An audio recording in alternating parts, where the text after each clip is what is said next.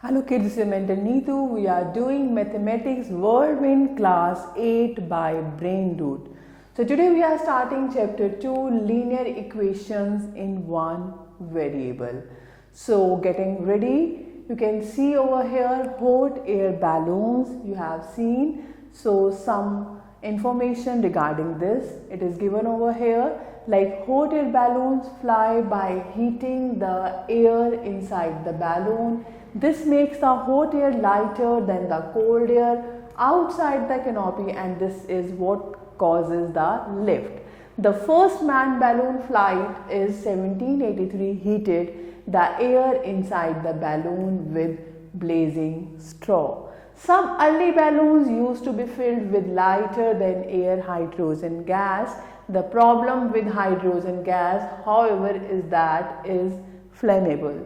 The Hindenburg airship disaster of 1937 was caused by a spark igniting hydrogen gas. So hot air balloons are simply large bags of air molecules which, when heated, become less dense. So at a certain temperature, the heated air expands and becomes lighter, thereby causing the balloon to rise. So now see, the cost of 4-hour hot air balloon ride for one person is rupees 2560. Calculate the cost of ride for 1 hour if the cost per hour is the same. I see one question is given. How can you use equations to solve real life problems? So let us see. Introduction. So far we are familiar with linear equations in one variable and their application in solving word problems. In this chapter we shall learn to solve equation of the form like this: ax plus b upon cx plus d equals to k, where a, b, c, d are constant and this denominator is not equal to 0 and x is the variable by converting them into linear forms. But before we start learning, let us review in brief what we have studied in the previous classes. So let us revise. Equation, a statement of equality involving an unknown quantity or variable is called an equation. You know very well. Linear equation क्या होता है? An equation involving only linear polynomial is called a linear equation. यानी जब degree, जब power variable की 1 होगी, that is the linear equation. An equation in which the highest power of the variable is 1, that is the linear. Some examples: x minus 5 equal to 8 minus 4x, 1 by 4x minus 4 equals to 2x plus 3, 3 into y minus 4 equal to 6, and like this. Okay. Now, rules for solving an equation. किसी भी equation को solve करने के क्या rules हैं? Let us go through certain rules given below. You know very well. A part, same number can be added to or subtracted from both the sides of the equation.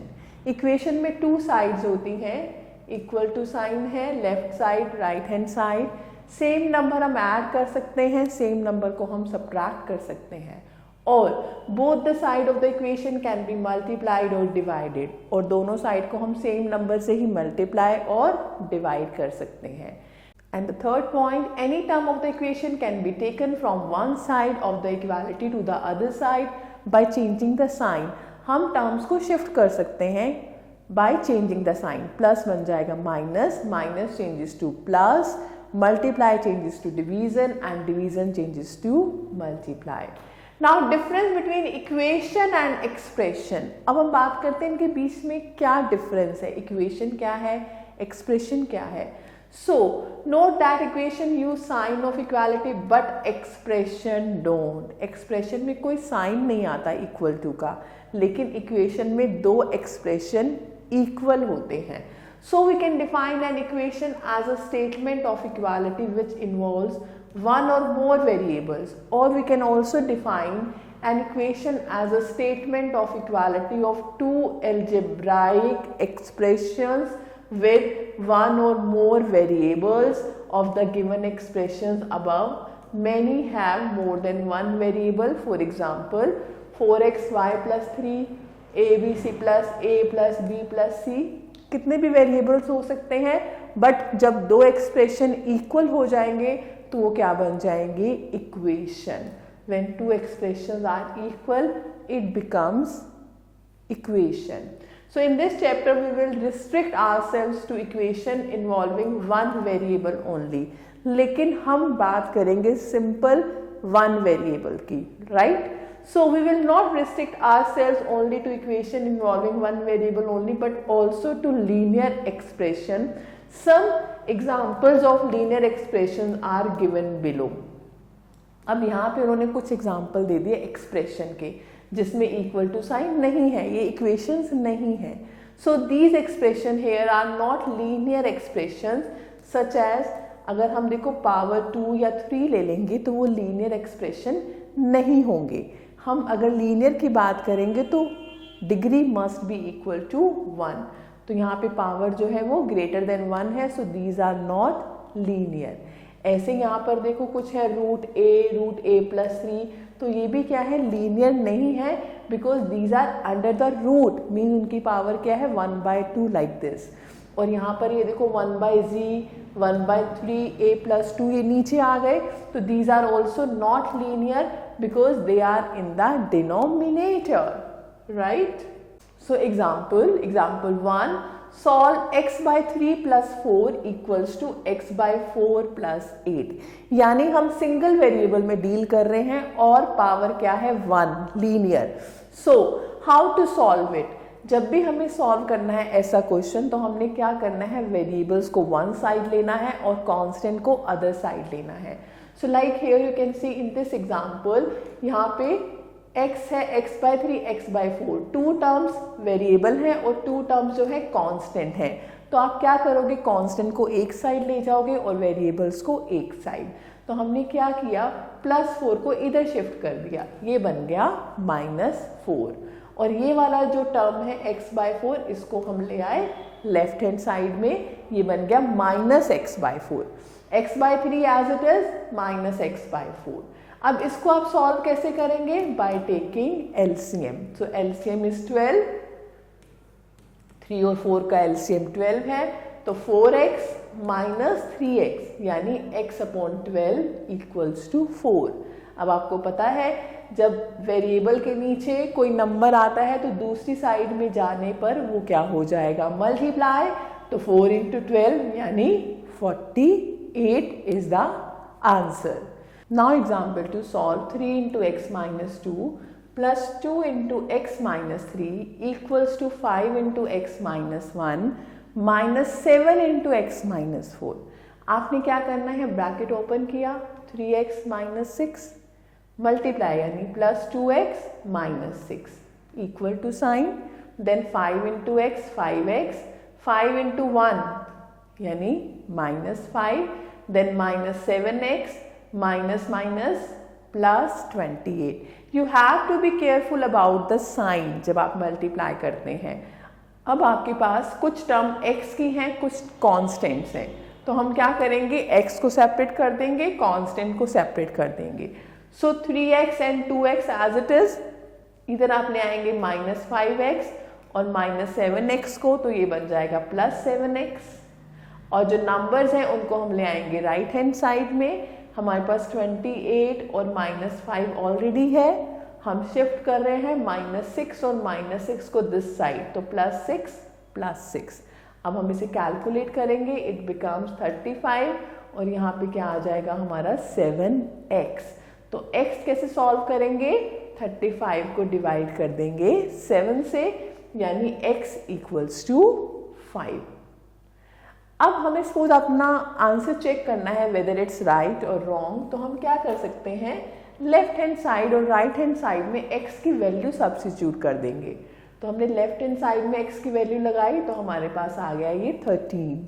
ऐसे right hand side को solve किया, x लगाने के बाद it is also 13. It means our answer is correct. Now see example 3, solve 4 minus x by 7 minus x equals to x minus 5/3 plus 1। अब हमसे solve कैसे कर सकते हैं? वन वे, आप सबका एलसीएम ले लो इकट्ठे, लाइक 7 और 3 का एलसीएम क्या होगा? 21, लाइक इट इज 21। अब यहाँ पर 7 है तो इसको हम बनाएंगे 21 कैसे? 7 इंटू 3, यानी ऊपर हम करेंगे 3 into 4 minus x, then minus, यहाँ पे कुछ नहीं है, 1 है, यानी तो 1 इंटू 21 करना पड़ेगा सेम बनाने के लिए डिनोमिनेटर, यानी यहाँ आ जाएगा 21x इक्वल्स टू, यहाँ पे 3 है, 3 इंटू 7, तो ये क्या आ जाएगा? 7 इंटू एक्स माइनस 5 प्लस 1 के नीचे 1 है, यानी 1 इंटू 21, तो ऊपर भी हमें 21 से करना पड़ेगा। अब आप इसे ओपन कर सकते हैं सिंपली, तो आपके पास ये क्या आएगा? 12 minus 3x minus 21x, 7x minus 35 plus 21। फिर आप क्या कर सकते हैं? x को कलेक्ट कर सकते हैं नंबर को। जब आपने 21 दोनों साइड में ले लिया है तो नेक्स्ट स्टेप में आप 21 को स्किप कर दो, 21 को आप नहीं लोगे। अब आपने सिंपली इसको सॉल्व कर लेना है इक्वेशन को, तो आपके पास आंसर क्या आएगा? 26/31। Okay, I hope this is clear to you. So now there are some highlights. The first one, an equation is a statement of equality that contains one or more variables. An equation in which the highest power of the variable is 1, उसको हम बोलते हैं linear equation.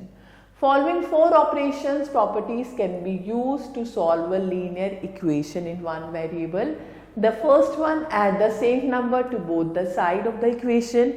The second, subtract the same number from both the side of the equation. The third, multiply both the side of the equation by the same non-zero number. And the last, divide both the side by the same non-zero number. So these operations we can apply to solve any equation. Now exercise 2.1 is based on such type of question. Like here, you can try D part. 4 into 1 minus p equals to 3 into p minus 2. तो open the bracket, 4 minus 4p, 3p minus 6. तो अब क्या करेंगे? p one side ले लेंगे, minus 4p minus 3p, number one side minus 6 minus 4, यानी minus 7p equals to minus 10. तो p क्या आ जाएगा? 10/7. तो ऐसे आप बाकी क्वेश्चन ट्राई कर सकते हैं. Okay, I hope this is clear to you. Now applications of linear equation to practical problems. Equation can be used to solve a number of arithmetic and everyday problems easily. When we come across a word problem, it has to be translated into an equation with the unknown quantity in the equation represented by a literal number. The equation is then solved. पहले हम क्या करेंगे, जो भी statement है उससे हम equation बनाएंगे और फिर उसको हम सॉल्व करेंगे. सी example 1. One number is 5 more than the another number, also 6 times the smaller number is equal to 5 times the larger number. Find the two numbers. अब दो नंबर हैं जिसमें से एक अदर नंबर से 5 ज़्यादा है. So let the smaller number be x, then the larger is x plus 5. अब हम बनाएंगे equation also 6 times the smaller, यानी 6 of x, 6 into smaller, times means multiply, and it is equal to 5 times of larger.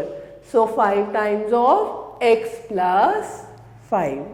अब आप इसे solve कर देंगे. 6x as it is, bracket open, 5x plus 25, x एक जगह शिफ्ट कर देंगे, 6x minus 5x equals to 25. So x equals to 25. So x यानी smaller number is 25 and the larger is 25 plus 5 यानी 30. Right? Now example 2. A fraction is such that the numerator is 2 less than the denominator. If you add 3 to the numerator and 5 to the denominator, the resulting fraction is equal to 3/5. Find the fraction. अब हम एक fraction given है जिसमें numerator जो है वो denominator से 2 smaller है, यानी numerator depends on denominator. So let the denominator be x. Okay, तो आपके पास न्यूमरेटर क्या आ जाएगा x - 2. तो फ्रैक्शन क्या बन जाएगा हमारे पास x - 2 upon x, because we know fraction क्या होता है numerator upon denominator. Now the next condition, if you add 3 to the numerator, यानी अगर हम न्यूमरेटर में 3 ऐड कर दें और 5 ऐड कर दे डिनोमिनेटर में, तो फ्रैक्शन बन जाएगा 3/5. हमारे पास फ्रैक्शन है x - 2/x, तो इसमें हम ऐड कर देते हैं +3 न्यूमरेटर में, तो ये क्या बन जाएगा x + 1, because you know -2 + 3 is +1. And denominator क्या बन जाएगा x + 5. तो फ्रैक्शन क्या बन जाएगा x + 1 अपॉन x + 5. अब हम क्या करेंगे, ये किसके इक्वल हो जाएगा 3/5 के. अब हम क्या करेंगे इसमें क्रॉस मल्टीप्लाई, यानी 5 × x + 1 = 3 × x + 5. You can solve it. 5x + 5, 3x + 15. Now shift x one side and number on the other side. So what is answer? Answer is 2x = 10, यानी x = 5. तो डिनोमिनेटर क्या है हमारा 5 और न्यूमरेटर क्या है 5 - 2, that is 3. Now come to example 3. A box contains some 25 paise coins and some 50 paise coins. The total amount in the box is ₹25. The number of 50 paise coin is double the number of 25 paise coins. How many of each are there in the box? कुछ coins 50 पैसे के हैं, कुछ coins 25 पैसे के हैं. जो 50 पैसे कॉइन्स हैं वो डबल हैं 25 पैसे कॉइन से. तो लेट द नंबर ऑफ 25 पैसे कॉइन्स बी x. तो 50 पैसे कितने हो जाएंगे डबल, यानी 2x, राइट. अब हमारे पास वैल्यू है टोटल अमाउंट इज ₹25. तो हम क्या करेंगे, हम फाइंड करेंगे कि 25 पैसे कॉइन से कितनी वैल्यू बनी, यानी हम कैसे फाइंड करेंगे वैल्यू ऑफ 25 पैसे कॉइन मीन्स 25 पैसे इंटू x. इसको हम चेंज कर देंगे रुपीस में, ₹0.25x. ऐसे ही वैल्यू ऑफ 50 पैसे कॉइन यानी 50 × 2 यानी 100 पैसे यानी ₹1x. ओके, तो 1x, राइट. अब इन दोनों का जो सम है वो किसके इक्वल है 25 के. तो इक्वेशन आ जाएगी 0.25x + x = 25. This is 1x. तो 1 + 0.25 करेंगे, ये बन जाएगा 1.25x = 25. Can you find x from here? 25 upon 1.25. Decimal remove करेंगे, ऊपर 100 आ जाएगा. 25 से कैंसिल कर दो, 25 5 × 125, देन कट इट बाय 5. सो x is 20, यानी 25 पैसे कॉइन्स कितने हैं 20 और 50 पैसे कॉइन्स कितने हैं 2x यानी 40. I hope this is clear to you. यहाँ पे आपने वैल्यू फाइंड करनी है. First of all number of जितने भी कॉइन्स उनको एज्यूम करोगे, देन वैल्यू फाइंड करोगे जो भी कॉइन्स है उसकी या जो भी रुपीज़ है उसकी वैल्यू फाइंड करके then make the equation. This is very important question. Now example 4. Tom's mother is twice the age of Tom. 10 years earlier यानी 10 साल पहले Tom was 20 years younger than the mother. Find their present ages. So let Tom's present age be x years. तो हमने यहाँ पे 2 column बना लिए, Tom's age, mother's age and present age and 10 years earlier. तो हम मान लेते हैं टॉम्स एज क्या है, प्रेजेंट एज x है, तो 10 साल पहले उसकी एज कम होगी, यानी प्रेजेंट में से -10, x -10. Now mother's age is double of Tom's age. This is twice of x, 2x. और मदर की एज 10 years पहले कितनी होगी, -10, यानी 2x -10. Okay, it is given that 10 years earlier Tom was 20 years younger. यानी Tom जो था 20 years छोटा था अपनी मदर से 10 साल पहले. तो इसमें इक्वेशन क्या बनेगी, आप ये कह सकते हैं, यानी दोनों की एज का जो डिफरेंस था दैट वाज 20, राइट. और हम कह सकते हैं कि मदर की एज जो थी वो टॉम की एज से 20 years ज़्यादा थी. You can say in this language. तो हमारे पास इक्वेशन क्या बनेगी, 2x -10 equals to x -10 plus 20. अब हम क्या करेंगे, वेरिएबल्स को वन साइड कर देंगे और कांस्टेंट को one side. So what we are getting, -10 + 10 cancel, so x equal to 20. यानी टॉम की जो प्रेजेंट एज है वो क्या है, 20 years, और मदर की एज क्या है, 2 × 20 यानी 40 years. So very interesting. आप ऐसे कॉलम वाइज करेंगे तो कभी भी आपकी मिस्टेक नहीं होगी. अगर कोई भी हमें अर्लियर का लेना है तो माइनस करना है, कोई हमें फ्यूचर एज आफ्टर 10 years या आफ्टर 20 years तो हमें प्लस करना है प्रेजेंट एज में. Now example 5, mister Verma is leaving equal shares of 1/4 of his property to his son and daughter and the rest of his wife. His wife gave 1/3 of her share to the World Wildlife Fund. If the amount she gave to the PM Relief Fund was ₹10,000, find the total value of the property and the amount each person got. अब हमें नहीं पता total value कितनी है, we have to find. So let the total value is x.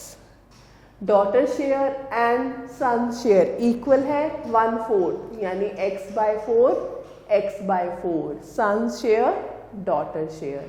जो बाकी बचा वो वाइफ को मिला, यानी वाइफ शेयर क्या होगा, जो टोटल में से सन शेयर एंड डॉटर शेयर को माइनस कर देंगे. x - x/4 - x/4 हम लेंगे LCM 4, तो 4x - x - x, ये आ जाएगा 2x/4 यानी x/2. तो वाइफ शेयर जो है वो x/2 है. देन वाइफ ने क्या किया, अपना 1/3 शेयर जो था वो वर्ल्ड वाइड लाइफ फंड में दिया, राइट. यानी 1/3 of x/2 that is x/6, और वो क्या था, ₹10,000 के इक्वल. तो x/6 इक्वल्स टू 10,000. तो यहाँ से x की वैल्यू आ जाएगी दैट इज 60,000, यानी टोटल प्रॉपर्टी कितनी थी, 60,000 रुपीज. तो अब हम हर एक का शेयर फाइंड कर सकते हैं. सन का शेयर कितना होगा, 1/4 ऑफ 60,000 यानी 15,000. Same daughter share 15,000 and then wife share half of 60,000 यानी 30,000. Okay, I hope this is clear to you. Now there is one puzzle given. Two bungalows on the same side of the road have bungalow numbers as consecutive even numbers. If the sum of the two bungalow number is 1446, what are the numbers of the two bungalows? तो जो उनका number है वो क्या है, consecutive even numbers है. तो आप कैसे assume कर सकते हैं, x and x+2, उन दोनों का सम कितना है, 1446. तो यहाँ से आप x फाइंड कर सकते हैं. I hope this is clear to you. Now exercise 2.2, like the second question, 3 times a number added to 12 gives -6. Find the other number. 3 times a number यानी 3x added to 12, it gives -6. Can you find the number? Yes, you can solve it. Okay, same here. In the fifth question, 9 subtracted from a number gives 21/5. यानी एक number में से हम minus कर रहे हैं 9 को, यानी x माइनस 9 it gives 21/5. Can you solve it? 9 को उधर ले जाएंगे plus 9, then take the LCM. ओके, नाउ 8th question, the sum of two number is 40. One number is 10 more than the other. What are the numbers? 2 numbers हैं जिनका sum 40 है और एक नंबर दूसरे नंबर से 10 ज़्यादा है. तो let the one number be x. तो सेकेंड नंबर क्या हो जाएगा? x plus 10 और उन दोनों का सम कितना है? 40. तो यहाँ से आप x फाइंड कर लेंगे. 2x equals to 30. So x equal to 15 and 25. Right? Similarly, 11th question, like the teacher said, I have thought of a number. If you add 7 to 3 times the number, you get 31. Teacher ने एक number सोचा है, let it be x. अगर आप उसमें if you add 7 to 3 times the number, अगर 3 times कर दो नंबर का यानी 3x और उसमें 7 ऐड कर दो तो आपके पास क्या आएगा? 31. Can you find it? 7 को उधर शिफ्ट कर दो. 3x equal to 24. So x equal to 8. So what is the number? Number is 8. Similarly, you can try remaining parts. So now we are coming to MCQ. Take the correct option in each of the following. The first one, if 3x plus 5 equals to 2, find the value of x. You know very well how to solve an equation. हम क्या करेंगे? 3x equal to 2 minus 5. Then 3x equal to minus 3. So what is x? X is minus 1. Second question, the sum of 3 consecutive number is 306. The numbers are. जब भी consecutive numbers होते हैं यानी एक के बाद एक, यानी next number कैसे आएगा? अगर उसमें हम +1 कर दें, फिर +1 कर दें तो ये बन जाएगा +2. इन तीनों का सम, इन तीनों को ऐड कर दो, that is 306. तो क्या आएगा आपके पास? 3x equals to 306 minus 3 यानी 3x equals to 303. तो x की वैल्यू क्या आएगी? 101, then 102, then 103. So this is the answer. The third question, the sum of two number is 20. If one number is x, the other will be 20 minus x, because x plus other number that is 20. तो other number हम कैसे find करेंगे? 20 minus x. सम में से first number को minus कर देंगे. Fourth question, Preeti's age is 20 years. x years ago her age was. अब जो है 20 years है प्रेजेंट एज, x years पहले माइनस प्रेजेंट में से 20 minus x. Okay. Now the fifth one, the sum of two number is 160. If the ratio of the number is 5:11, the numbers are. दो number है, उनका सम 160 है.